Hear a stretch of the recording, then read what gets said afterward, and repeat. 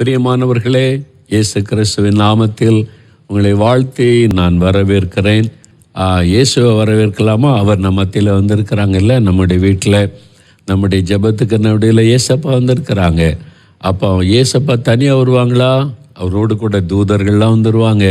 அப்போ ஒரு பரலோகத்தின் சேனையே நம்ம மத்தியில் இருக்கிறது. நாம் அதை விசுவாசிக்கணும். இப்போ வேத புஸ்தகத்தை எடுத்துக்கொள்ளுங்க. பைபிள் வச்சுருக்கீங்களா? எல்லாரும் வச்சுருக்கேன்னு சொல்லியிருக்கிறதில்ல. குட்டி பிள்ளைகள் கூட அவங்கவுங்க பைபிளை கொண்டு வரணும், சரியா? இப்போ ரோமருக்கு எழுதின நிருபம் 4 அதிகாரத்தை எடுத்துக்கொள்ளணும். ரோமர் 4 அதிகாரம் புதிய ஏற்பாட்டில் 211வது பக்கம். இந்த ஆபிரகாமுடைய வாழ்க்கையிலேருந்து நிறைய காரியத்தை ஆண்டவர் நமக்கு கற்றுத்தரார்ல. அதை தியானிக்க ரொம்ப இன்பம் இல்லை? ஆபிரகாம் என்று சொன்னால் இன்றைக்கும் அவரை குறித்து இத்தனை காரியத்தை நாம் தியானிக்கிறோம், அவரை குறித்து பிரசங்கங்களில் கேட்கிறோம்ல. அப்படி ஒரு வாழ்க்கை வாழ்ந்திருக்கிறார். இந்த ஆபிரகாமுடைய விசுவாசத்தை குறித்து வேதம் என்ன சாட்சி கொடுக்கிறாரு, அதை இன்றைக்கு பார்க்க போகிறோம். ஆபிரகாமுடைய விசுவாசம், விசுவாசிகளின் தகப்பன் என்று அவர் அழைக்கப்பட்டார்ல. அப்போ விசுவாசம்னு ஆபிரகாமை தான் நம்ம நினைக்கிறோம். அவருடைய விசுவாசம் எப்படிப்பட்டதாக இருந்தது? ஆண்டவர் நம்மிடத்தில் அதை எதிர்பார்க்கிறார். விசுவாசம் இல்லாமல் தேவனுக்கு பிரியமாக இருப்பது கூடாத காரியம். தேவனிடத்தில் சேருகிறவர்கள் அவர் உண்டு என்றும் தம்மை தேடுகிறவர்களுக்கு பலன் அளிக்கிறவர் என்றும் விசுவாசிக்க வேண்டும். எபிரேயர் 11 அதிகாரம் 6 வசனத்தில் சொல்லியிருக்கிறாரு. அப்போது விசுவாசம்தான் கிறிஸ்துவ வாழ்க்கையில் ஒரு அடிப்படை, ரொம்ப முக்கியமானது. ஆண்டவரிடத்திலிருந்து எந்த ஆசீர்வாதம் பெற வேண்டுமானாலும் விசுவாசம். என்னால் நீங்கள் விசுவாசம் உள்ளவர்களாய் ஜெபத்தில் எதை கேட்பீர்களோ அதை பெற்றுக்கொள்வீர்கள்னு இயேசு சொல்லுகிறார். அப்போ விசுவாசம் இல்லாமலேயே நம்ம ஜெபம் பண்ணினா ஜெபத்தில் பிரயோஜனம் இல்லை. குடும்பமாக உட்கார்ந்து நம்ம ஜெபிக்கிறோம், நம்முடைய தேவைகள் நம்முடைய காரியங்களை சொல்லி ஆண்டவர் ஆசீர்வதிக்கணும், அற்புதம் செய்யணும்னு. முதல்ல விசுவாசத்தோடு நம்ம ஜெபிக்கும் போது தான் அற்புதத்தை பெற முடியும். விசுவாசம் உள்ள ஒரு வாழ்க்கை வாழ நம்ம பழகி கொள்ளணும். கிறிஸ்தவ வாழ்க்கை என்பது விசுவாச வாழ்க்கை, ஃபெய்த் லைஃப். ஆண்டவரை சார்ந்து அவரை விசுவாசித்து வாழ்கிற வாழ்க்கை. நீங்கள் பிஸ்னஸை சார்ந்து வாழக்கூடாது, உங்களுடைய வேலையை சார்ந்து வாழக்கூடாது. நீங்கள் ஒரு ஸ்கூல் வச்சுருக்கலாம், ஆஸ்பத்திரி வச்சு அதை நம்பி அதை சார்ந்து வாழக்கூடாது. தான் என்னுடைய விசுவாசம் வாழக்கூடாது. இதெல்லாம் இல்லாட்டா கூட அவர் என்னை போஷிப்பார், நடத்துவார் என்று கர்த்தர் மேலே வைக்கிற விசுவாசம், அதுதான் ரொம்ப முக்கியம். அப்போது ஆபிரகாமுடைய விசுவாசத்தை குறித்து வேதம் சாட்சி கொடுக்கறதில்ல. அதிலிருந்து சில வசனம் பாருங்கள். 17ஆம் வசனம், ரோமர் 4 அதிகாரம் 17ஆம் வசனத்திலேருந்து சில வசனங்களை வாசிக்கலாமா? கவனிங்க பாருங்கள். அநேகம் ஜாதிகளுக்கு உன்னை தகப்பனாக ஏற்படுத்தினேன் என்று எழுதியிருக்கிறபடியே ஆபிரகாம் தான் விசுவாசித்தவருமாய் மரித்தோரை உயிர்ப்பித்து இல்லாதவைகளை இருக்கிறவைகளைப் போல அழைக்கிறவருமாயிருக்கிற தேவனுக்கு முன்பாக நாம் எல்லாருக்கும் தகப்பனானான். அதில் நாம் விசுவாசிகளின் தகப்பன். நம்ம இயேசு விசுவாசிக்கிறோன்னு சொன்னால் நமக்கு தகப்பன் யார்? ஆபிரகாம். அவர் தான் முதல்ல கர்த்தரை விசுவாசித்து நமக்கு ஒரு தகப்பனானார் என்று வேதம் சொல்லுகிறாரு. உன் சந்ததி இவ்வளவா இருக்கும் என்று சொல்லப்பட்டபடியே தாம் அநேக ஜாதிகளுக்கு தகப்பனாவதை நம்புகிறதற்கு ஏதுவில்லாதிருந்தும் அதை நம்பிக்கையோடு விசுவாசித்தான். அவன் விசுவாசத்திலே பலவீனமாயிருக்கவில்லை. அவன் ஏறக்குறைய 100 வயதுள்ளவனாய் இருக்கும்போது தன் சரீரம் செத்து போனதையும் சாராளுடைய கர்ப்பம் செத்து போனதையும் எண்ணாதிருந்தான். தேவனுடைய வாக்குத்தத்தத்தை குறித்து ஆபிரகாம் அவிசுவாசமாய் சந்தேகப்படாமல் தேவன் வாக்குத்தத்தம் பண்ணினதை நிறைவேற்ற வல்லவராய் இருக்கிறார் என்று முழு நிச்சயமாய் நம்பி தேவனை மகிமைப்படுத்தி விசுவாசத்தில் வல்லவனானான். ஆகையால் அது அவனுக்கு நீதியாக எண்ணப்பட்டது. பத்தில் ஆபிரகாமுடைய விசுவாசத்தை குறித்து புதிய ஏற்பாட்டு தெய்வ பிள்ளைகளாகிய நமக்கு சாட்சியாக எழுதப்பட்ட வார்த்தைகள். அப்போ ஆபிரகாமுடைய விசுவாசத்தை குறித்து வேதம் சாட்சி கொடுக்கிறது. அவர் வாழ்ந்தது எப்போ, ஆனால் இப்போ புதிய ஏற்பாட்டில் அது குறித்து சாட்சியாக எழுதப்பட்டிருக்கிறாரு. அப்போ ஆண்டவரே அவருடைய விசுவாசத்தை குறித்து மகிழ்ச்சி அடைந்தார் இல்லையா? அப்போ அந்த விசுவாசம் எப்படி பாருங்கள். இதுவருடைய ஒரு 18ஆம் வசனத்திலேருந்து ஒவ்வொரு வசனத்தை பாருங்கள். 18ஆம் வசனத்தில் நம்புகிறதற்கு ஏதுவில்லாதிருந்த நம்பிக்கையோட விசுவாசித்தான். நம்புகிறதற்கு ஏதுவில்லை. ஆபிரகாமுக்கு 100 வயசாகி போச்சு. அப்போ அவனுடைய சரீரம் செத்து விட்டது. சாராளுக்கு 90 வயது, கர்ப்பம் செத்து விட்டது. இப்போ இனி குழந்தை அவங்களுக்கு உண்டாகும் என்பதற்கு நம்ப முடியாது, நம்புகிறதற்கு ஏதுவில்லாத காரியம். எந்த டாக்டர்கிட்ட ஸ்பெஷலிஸ்ட்டை கொண்டு போய் சாராளையும் ஆபிரகாமையும் டெஸ்ட் பண்ணியிருந்தேன்னு சொல்லியிருப்பாங்க, இவங்களுக்கு குழந்தை பிறகு சான்ஸே கிடையாது, என்ன அவருடைய கர்ப்பம் செத்துட்டது, அவ்வளோதான் முடிந்தது. இப்போ ஆபிரகாமுடைய சரீரத்தை டெஸ்ட் பண்ண சரீரம் செத்து விட்டது, இனி குழந்தை பெற்றெடுப்பதற்கான வாய்ப்பே கிடையாது, நம்புகிறதற்கு ஏதுவானது கிடையாது. ஆனால் ஆபிரகாம் விசுவாசிக்கிறார், எங்களுக்கு ஆண்டவர் குழந்தை தருவார்.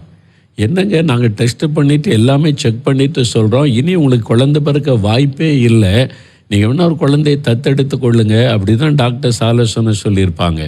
ஆபிரகாம் சொல்லார், இல்லை ஆண்டவர் குழந்தை தருவார். என் சரீரம் செத்து போனாலும் பரவாயில்ல, சாராளுடைய கர்ப்பம் செத்து போனாலும் பரவாயில்ல, எனக்கு வாக்கு கொடுத்த தேவன் வல்லமை உள்ளவர், அவர் வானத்தை பூமி உண்டாக்கினவர், இல்லாதவைகளை இருக்கிறவர்களைப் போல் அழைக்கிறவர், அவரால் முடியும். சூழ்நிலை எப்படி இருந்தால் எனக்கு கவலை இல்லை, என் ஆண்டவர் சொன்னதை செய்கிறவர். அதான் விசுவாசம், அதான் விசுவாசம். பார்த்தீங்களா, நம்புகிறதற்கு ஏதுவில்லாதிருந்தும் நம்பிக்கையோட விசுவாசித்தான்.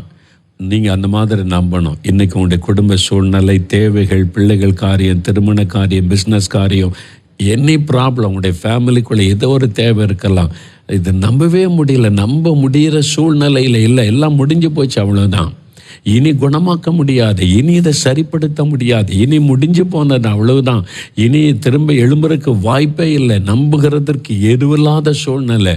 ஆனால் விசுவாசம் இல்லை, நடக்கும், அவர் செய்வார். அதான் விசுவாசம். பார்த்தீங்களா, அதான் விசுவாசம். 2வது 19ஆம் வசனத்தில் பாருங்கள், அவன் விசுவாசத்தில் பலவீனமாயிருக்கவில்லை. வசன சாட்சி, ஆபிரகாம் விசுவாசத்தில் பலவீனமாக இருக்கலை. சிலர் நம்ம விசுவாசின்னு சொல்கிறோம், ஆனால் பலவீனமாக இருக்கிறோம். எல்லாம் சரிதான், நான் விசுவாசிக்கிறேன், ஆனால் இது எப்படி நடக்கும்? விசுவாசத்தில் பலவீனம் இல்லை, நான் நடக்கும்னு நம்புகிறேன், விசுவாசிக்கிறேன், அப்படி இழுப்பாங்க தெரியுமா? ஆனால் அது விசுவாசத்தில் பலவீனம். அப்படி ஸ்ட்ராங், நடக்கும், கர்த்தர் சொல்லிட்டார், செய்வார், ஆண்டவருடைய வல்லமை உண்டு, அது செய்வார், அவரால் முடியும், அவரால் இந்த தேவை சந்திக்க முடியும், அவரால் எனக்கு அற்புதம் செய்ய முடியும். எப்படி செய்வார் அதெல்லாம் எனக்கு தெரியாது, அவர் செய்வார், அவ்வளோதான். That is faith. விசுவாசத்தில் பலவீனமாக இருக்கவில்லை. ஆபிரகாம் விசுவாசத்தில் ரொம்ப ஸ்ட்ராங்காக இருந்தார். நம்ம போல பாடுள்ள மனுஷன்தான். அவருக்கும் பாருங்க, வேலைக்காரங்க வேலைக்காரிகள் நிறைய பிரச்சனைகள்லாம் சந்திக்கிறாரு, அதுக்கு வழியாக தான் போகிறார். அவர் ஒரு குடும்பஸ்தன், அவர் மொழி நேர ஊழியக்காரர் அல்ல, தன்னுடைய குடும்பத்துக்கு கஷ்டப்பட்டு வேலை செய்து சம்பாதிக்கிறவர். அதுக்கு மத்தியில் அவருடைய விசுவாசம் அவ்வளோ ஸ்ட்ராங்காக இருந்தது, பலவீனமாக இருக்கவில்லை. அதான் ஆண்டவர் நம்மிடத்தில் எதிர்பார்க்க. விசுவாசத்தில் பலவீனமாக இருக்கக்கூடாது, ஸ்ட்ராங்கான விசுவாசம். ஜார்ஜ் முல்லர் என்கிற தேவ மனிதர், அவர் ஒரு விசுவாச வீரன் என்று அழைக்கப்பட்டவர். இங்கிலாந்தில் வாழ்ந்தார். அங்குள்ள பிரிஸ்டல்ன்ற சிட்டியில் ஆயிரக்கணக்கான அநாதை பிள்ளைகளை வச்சு 2வது உலகப் போரில் தாய் தப்பனை இழந்த பிள்ளைகளை வச்சு பராமரித்தார். விசுவாசத்தினால அவர் யாரிடத்திலும் கேட்காம ஒன்லி விசுவாசத்தினால் அவ்வளோ பேரையும் வச்சு நடத்தினார். அவருடைய அனுபவங்கள்லாம் ரொம்ப த்ரில்லிங்காக இருக்கும். ஒரு முறை வயசான காலத்தில் அவர் நிறைய பிரசங்கம் பண்ணுவார், பல இடத்துக்கு போய். ஒரு பட்டணத்தில் கூட்டம் ஒழுங்கு பண்ணிட்டாங்க. அப்போ அவர் பிரசங்கம் பண்ணுவான்னு விளம்பரம்லாம் பண்ணிட்டாங்க, எல்லாம் காத்திருக்கிறாங்க. அந்த காலத்தில் கப்பலில் தான் பிரயாணப்பட முடியும். இவர் கப்பலில் பிரயாணப்படும் போது அந்த குறிப்பிட்ட நாள் போய் அந்த பட்டணத்தில் சேர்ந்துடும், அங்கே போய் பிரசங்கம் பண்ணலான்னு போய் கொண்டு இருக்கிறார். திடீரென்று நடுக்கடலில் கப்பல் நின்று விட்டார். சில மணி நேரம் அசையாமல் நின்ற உடனே இவர் போய் கேட்டார், கப்பல் கேப்டன்கிட்ட அவர் போய் கேட்டார், என்னங்க கப்பல் போகலை நிற்கிதுன்னா? பனி பாறைகள் சூழ்ந்து விட்டார், பனி ஐஸ் கட்டி பாறையாக சூழ்ந்து விட்டார், அசைய முடியல. கப்பல் போகிற கண்ணு கட்டின தூரம் வரைக்கும் பனி அப்படியே கட்டிகளாக உறைந்துன்னு இருக்கிறது. அப்போ எப்போ தான் போகும் தெரியாது. இதுங்கிருந்து போகிறதுக்கு 5 நாள் ஆகலாம், 10 நாள் ஆகலாம், 2 வாரம் கூட ஆகலாம், தெரியாது. இதெல்லாம் பனிப்பாறைகள் விலகுனா தான் கப்பல் மூவ் பண்ணி போக முடியும். சூழ்நிலை திடீர்னு அப்படி ஆகிவிட்டது, ஒன்றும் செய்ய முடியாது. ஜார்ஜ் முல்லர் சொன்னால், இல்லையா நான் பிரசங்கம் பண்ணணும், நான் இந்த நாளில் போய் சேர்ந்துருவேன் அந்த பட்டணத்தில், அங்கே சர்ச்சில் கூட்டெல்லாம் ஒழுங்கு பண்ணிட்டாங்க, விளம்பரம்லாம் பண்ணிட்டாங்க, நான் போய் ஆகணும்னு சொன்னார். கப்பல் கேப்டனு கிறிஸ்தவ சொன்னார், போக முடியாது, நீங்கள் சொல்கிற தேதிகளோ போக முடியாது. இப்போ இருக்கிற சூழ்நிலை கப்பலை சுற்றிலும் கடல் மட்டம் முழுவதும் பனிக்கட்டிகளால் சூழ்ந்து விட்டது. தண்ணீர் உறைந்து கட்டிகளாக இருக்குது. அதை தாண்டி கப்பல் பிரயாணப்பட முடியாது. நீங்கள் சொல்கிற தேதிகளில் போக முடியாது.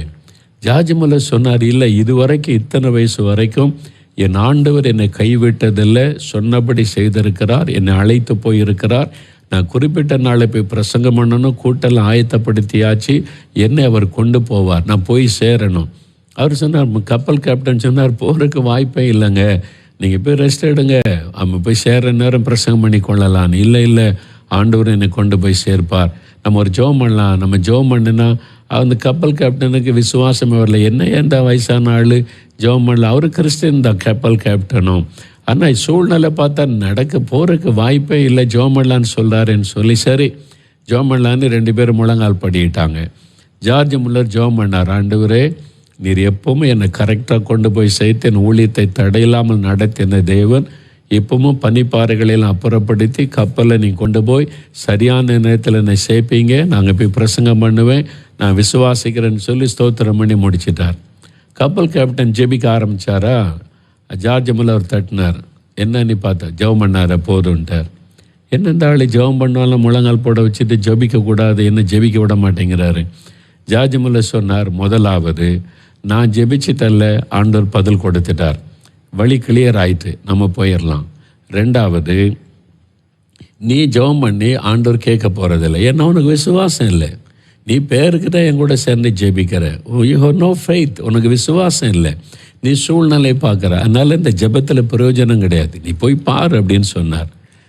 கப்பல் கேப்டன் கொஞ்சம் வருத்தம் தான், இன்னும் இந்த வயசான ஆள் நம்மளை இப்படி பேசுகிறாருன்னு சொல்லி அப்படியே கப்பல் அந்த மேலே வந்து அந்த கடல் மட்டத்தை பார்க்க ஆரம்பித்தா பனிப்பாறைகள் எல்லாம் விலகி இருந்தது, அது மறைந்து போயிருந்தது. நல்ல தெளிந்த நீர், அந்த கப்பல் போகிறதுக்கு வழி அழகாய் உண்டாகி இருந்தது. அவருக்கு ஆச்சரியம், சில நிமிட நேரத்துக்குள்ளே எப்படி இந்த மாற்றம். ஜார்ஜ் முல்லருடைய விசுவாசம், அந்த ஃபெய்த் பார்த்தீங்களா, நம்புகிறதற்கு ஏதுவில்லாதிருந்தும் விசுவாசிப்பது, விசுவாசத்தில் பலவீனமாக இருக்கணும், ஸ்ட்ராங்காக இருக்கணும். என் கர்த்தராலே ஆகும், அவர் சர்வ வல்லமுள்ள தேவன், ஆண்டவருடைய வல்லமையின் மேலே ஸ்ட்ராங்கான ஃபெய்த். இது எப்படி வரும் தெரியுமா, வேதத்தை வாசிக்க வாசிக்க தியானிக்க தான் விசுவாசம் பெருகும். அப்போ நீங்கள் அதனால தான் நீங்கள் வசனத்துக்கு அதிக முக்கியத்துவம் கொடுக்கணும். இந்த விசுவாச வார்த்தைகள் உங்களுக்குள்ளே வர வர வர உங்களுடைய விசுவாசம் ஸ்ட்ராங் ஆகும். அதனால் விசுவாசத்தில் பலவீனமாக இருக்கலை. 20 வசனம் பாருங்கள், தேவனுடைய வாக்குத்தத்தத்தை குறித்து அவன் அவிசுவாசமாய் சந்தேகப்படாமல். தேவனுடைய வாக்குத்தத்தத்தை பற்றி சந்தேகமே படலை. கர்த்தர் வாக்கு கொடுத்துட்டார், செய்வார், அவ்வளோதான். இல்லைங்க, காரியெல்லாம் மாறா நடக்குது, ஒன்றும் ஆகாது, ஆண்டவர் இப்படி வாக்கு கொடுத்தார், ஆனால் இப்படி நடக்குது, அதெல்லாம் நான் பார்க்கல. ஆண்டவர் வாக்கு கொடுத்தா அது நிறைவேறும், அந்த வாக்குத்தத்தத்தை நான் சந்தேகப்பட மாட்டேன். இல்லைங்க, 75 வயசில் அவங்களை அழைக்கும் போது ஆண்டவர் வாக்கு கொடுத்தாரா? ஆமாம். அப்போ சாராளுக்கு வயசு என்ன இருக்கும்? 65 வயசு. அப்போ குழந்தை பிறகு சான்சஸ் இருந்தது. இப்போ என்ன வயசு? எனக்கு 100, அவளுக்கு 90 வயசு. கர்ப்பம் செத்து போச்சு, உங்கள் சரீரம் செத்து போச்சு. அவர் வாக்கு கொடுத்த போது ஓகே அந்த சூழ்நிலை. இப்போ சூழ்நிலை மாறி போச்சு, அதனால் இனி குழந்தை பிறக்க வாய்ப்பு இல்லை. ஆனால் ஆபிரகாம் சொல்கிறார், என் சரீரம் செத்து போனா என்ன, சாராளுடைய கர்ப்பம் செத்து போனா என்ன, வாக்கு கொடுத்த தேவன் உயிரோடு இருக்கிறார். அவருடைய வாக்கு தத்தத்தை விசுவாசிக்கிறேன். என் சரீரத்தை பார்க்கல, சாராளுடைய கர்ப்பம் செத்து போச்சா, உயிரோடு இருக்கா, என்ன வாய்ப்பு, அதெல்லாம் பார்க்கல. வாக்கு கொடுத்த தேவன் வல்லவர், அவருடைய வாக்கு தத்தத்தை நான் விசுவாசிக்கிறேன். That is faith. தேவனுடைய வாக்கு தத்தத்தின் மீது வைக்கிற விசுவாசம் தான். தேவனுடைய வாக்கு தத்தத்தை குறித்து அவிசுவாசமாய் சந்தேகப்படாமல், ஒரு நாள் சந்தேகப்பட மாட்டேன், வாக்கு நிறைவேறும். அடுத்தது பாருங்க, அடுத்த வசனத்தில் 21ஆம் வசனத்தில், அவன் தேவனை மகிமைப்படுத்தி விசுவாசத்தில் வல்லவன் ஆனான். தேவன் வாக்குத்தத்தம் பண்ணினதை நிறைவேற்ற வல்லவராயிருக்கிறார் என்று முழு நிச்சயமாய் நம்பி தேவனை மகிமைப்படுத்தி விசுவாசத்தில் வல்லவன் ஆனான். விசுவாசத்தில் வல்லவன் ஆபிரகாம். என்ன தேவனை மகிமைப்படுத்தார். என்னென்னா என்ன, உங்களுக்கு குழந்தை இருக்கா, ஆண்டவர் தரப்போகிறார். என்ன வயசு உங்களுக்கு 85 ஆகி போச்சு, என்ன தரப்போகிறாருன்றீங்க, ஆண்டவர் வாக்கு கொடுத்துக்கார், தருவார். தேவனை மகிமைப்படுத்துகிற, எனக்கு குழந்தையை தரப்போகிற தேவனுக்கு ஸ்தோத்திரம், வாக்கு கொடுத்தபடி அதை செய்ய போகிற ஆண்டவருக்கு ஸ்தோத்திரம். தேவனை மகிமைப்படுத்தி விசுவாசத்தில் வல்லவனானார். நீங்கள் வாக்கு தத்தத்தை சொல்லி ஸ்தோத்திரம் பண்ணுங்க. ஆண்டவர் எங்களுக்கு வாக்கு கொடுத்தீர், அதை நிறைவேற்ற போகிறதற்காய் ஸ்தோத்திரம். நீர் வாக்கு கொடுத்தபடி 2 மடங்காய் எங்களை ஆசீர்வதிக்க போகிறதற்காய் ஸ்தோத்திரம். யாரும் கேட்டால் சொல்லணும், இந்த வருஷம் லாக்டவுனு ஒன்றும் இல்லாட்டாலும் 2 மடங்கு கர்த்தர் எங்களை ஆசீர்வதிப்பேன்னு சொல்லியிருக்கிறாரு. ரெட்டிப்பான ஆசீர்வாதத்தை பெறுவோம். சாட்சி சொல்லுங்க, ஸ்தோத்திரம் பண்ணுங்க, ஜெபத்தில் ஆண்டவரை துதிங்க, அவரை மகிமைப்படுத்துங்க. விசுவாசத்தில் வல்லவர்களாக இருக்கணும். ஆபிரகாம் அப்படி இருந்தார். இன்றைக்கு உங்களுடைய குடும்பத்தில் என்ன தேவை, என்ன பிரச்சனை, என்ன காரியத்துக்கு ஜெபிக்கணும், ஜெப குறிப்பை எடுங்க, ஆண்டவருடைய பாதத்தில் வைங்க. இப்போ நம்ம ஜெபிக்க போகிற எல்லாம் முழங்கால் படியிடுங்க. எழுப்புதல் உங்கள் குடும்பத்தில் தான் ஆரம்பிக்கணும். நீங்கள் உங்கள் குடும்பத்தில் ஒரு ஜெப எழுப்புதல், விசுவாச எழுப்புதல் வரணும். சபைக்குள்ளே, உங்கள் கிராமத்தில், உங்களுடைய ஊருக்குள்ளே, அப்புறம் நம்முடைய தமிழ்நாட்டில், நம்முடைய தேசத்தில் அந்த எழுப்புதல் உண்டாகணும். எல்லாரும் ஜெபிக்கலாம். ஆண்டவரே, ஆபிரகாமை போல விசுவாசம், நான் அதில் பலனடையணும், விசுவாசத்தில் பலவீனமாக இருக்கக்கூடாது. ஆண்டவரே, விசுவாசம் விசுவாசம் எனக்குள்ளே அது பலமாக எழும்ப, கர்த்தருடைய வசனத்தின் மேலே, வாக்குத்தத்தின் மேலே வைக்கிற விசுவாசம் சொல்லுங்க. தகப்பனே, நீர் கொடுத்த வாக்குத்தத்தத்திற்காய் ஸ்தோத்திரம். நீர் வாக்கு மாறாதவர், சொல் தவறாதவர், ரெட்டிப்பான நன்மை தருவேன், 2 மடங்கு ஆசீர்வதிப்பேன் என்று வாக்கு கொடுத்தவர். எங்கள் குடும்பத்தை, எங்களுடைய வருமானத்தை, எங்களுடைய வேலையில், எங்களுடைய பிஸ்னஸில், எங்களுடைய பிள்ளைகளுடைய வாழ்க்கையில், எங்களுடைய குடும்ப வாழ்க்கையில் ரெட்டிப்பான நன்மையை தருவேன் சொன்னீங்க. ஆவிக்குரிய வாழ்க்கையில், எங்களுடைய சபையில், எங்களுடைய ஊழியத்தில் 2 மடங்கு ஆசீர்வாதம் தருவேன்னு சொன்னீங்க. நாங்கள் அதை விசுவாசிக்கிறோம். நான் அதை விசுவாசிக்கிறேன். எங்களுடைய குடும்பம் அதை விசுவாசிக்கிறது. நீர் செய்ய வல்லவர், வாக்கு பண்ணின தேவன், வாக்கு மாறாதவர். இந்த வாக்கு தத்துவத்தின்படி எங்களுடைய குடும்பத்தை ஆசீர்வதியும். எங்கள் வீட்டுக்குள்ள எழுப்புதல் அக்கினியை போடும், ஜெப ஆவியை கர்த்தர் ஊற்றும். நாங்கள் எல்லாரும் ஆவியிலே அனல் கொண்டவர்களாய் இருக்க அபிஷேகத்தின் வல்லமை மூடிக்கொள்ளட்டும். எங்களுடைய விசுவாசத்தை பலப்படுத்தும். நீர் வாக்கு கொடுத்தபடி ஆபிரகாமை போல எங்களை ஆசீர்வதிக்கிறதற்காய் ஸ்தோத்திரம். இப்பொழுதும் தகப்பனை, எங்களுடைய வீட்டை சுற்றிலும் வேலி அடைத்து காத்துக்கொள்ளும். எந்த தீங்கும், கொள்ள நோய்களை, வாதைகளை வீட்டுக்குள்ளே வராதபடி, எங்களுடைய குடும்பத்தில் ஒருவரையும் தொடாதபடி இதுவரை காத்து வருகிறீர். இனிமேலும் காத்து கொள்ளுவீர். அதற்காக உமக்கு ஸ்தோத்திரம். எங்கள் சபை ஆசீர்வதி, எங்களுடைய போதகரை ஆசீர்வதியும். எங்களுடைய பாஸ்டர் மேல் உம்முடைய பாதுகாப்பு இருக்கட்டும். அவருடைய குடும்பத்தை பாதுகாத்துக் கொள்ள சபையில் ஆவியானவர் ஊற்றப்படட்டும். எழுப்புதல் அக்கினி போடப்படட்டும். எல்லாருக்குள்ள ஒரு விசுவாச எழுப்புதல் வரட்டும். ஆண்டவருடைய வல்லமை விசுவாசிக்க, ஜெபத்தின் வல்லமை விசுவாசிக்க கிரியை செய்யும். எங்க ஊருக்குள்ள ஆவியானவர் ஊற்றப்படட்டும். எங்களுடைய கிராமத்தில், பட்டணத்தில், தெருக்களில் எல்லா குடும்பத்தின் மேல் ஆவியானவர் ஊற்றப்படட்டும். எழுப்புதல் அக்கினி போடப்படட்டும். தமிழ்நாட்டில் எழுப்புதல் அக்கினி பரவட்டும் என்று ஜெபிக்கிறோம். எல்லா சபைகள் மேல் ஆவியானவர் ஊற்றப்படட்டும். எங்களுடைய தேசத்தை ஆளுகிற தலைவர்கள் மேல் நம்முடைய ஆளுகை இருக்கட்டும். எங்களுடைய பிரதமரை நீர் ஆளுகை செய்யும், முதலமைச்சரை ஆளுகை செய்யும். நன்மையான காரியங்கள் தேசத்தில் நடக்கட்டும், தீமைகள் ஒழியட்டும். இயேசுவின் நாமத்தில் நாங்கள் இந்தியாவை ஆசீர்வதித்து ஜெபிக்கிறோம். எழுப்புதல் அக்கினி போடப்பட ஜெபிக்கிறோம். இதோ தகப்பனே, எங்களுடைய குடும்ப தேவைகளை உமக்கு முன்பாய் வைக்கிறோம். இந்த கடன் பிரச்சனைகள் மாறட்டும். இந்த பண தேவைகள் சந்திக்கப்படட்டும். திருமண காரியம் வாய்க்கட்டும். கற்பத்தின் ஆசீர்வாதம் உண்டாகட்டும். தடைகள் எல்லாம் விலகட்டும். ஆண்டவர் காரியங்களை வாய்க்க பண்ணும். ஆண்டவர் இந்த வாரத்தில் இந்த காரியத்தை வாய்க்க பண்ணி ஆசீர்வதியும். மனுஷ தயவை உண்டாக்கி தாரும். நீர் ஆசீர்வதித்ததற்காய் ஸ்தோத்திரம். அற்புதங்களை நாங்கள் காண போகிறதற்காய் ஸ்தோத்திரம், ஸ்தோத்திரம். இயேசு கிறிஸ்துவின் நாமத்தில் ஜெபிக்கிறோம் பிதாவே. ஆமேன், ஆமேன். என் ஆத்துமாவே கர்த்தரை சோஸ்திரி, என் முழு உள்ளமே அவருடைய பரிசுத்தமுள்ள நாமத்தை சோஸ்திரி. என் ஆத்துமாவே கர்த்தரை சோஸ்திரி, அவர் செய்த சகல உபகாரங்களை மறவாதே. ஆமேன், ஆமேன். ஆண்டவர் ஜெபத்தை கேட்டார், ஆசீர்வதித்து விட்டார்ல. விசுவாசத்தில் ஸ்ட்ராங்கா இருங்க. ஆபிரகாமுடைய விசுவாசத்தை நினைத்து கொள்ளுங்க.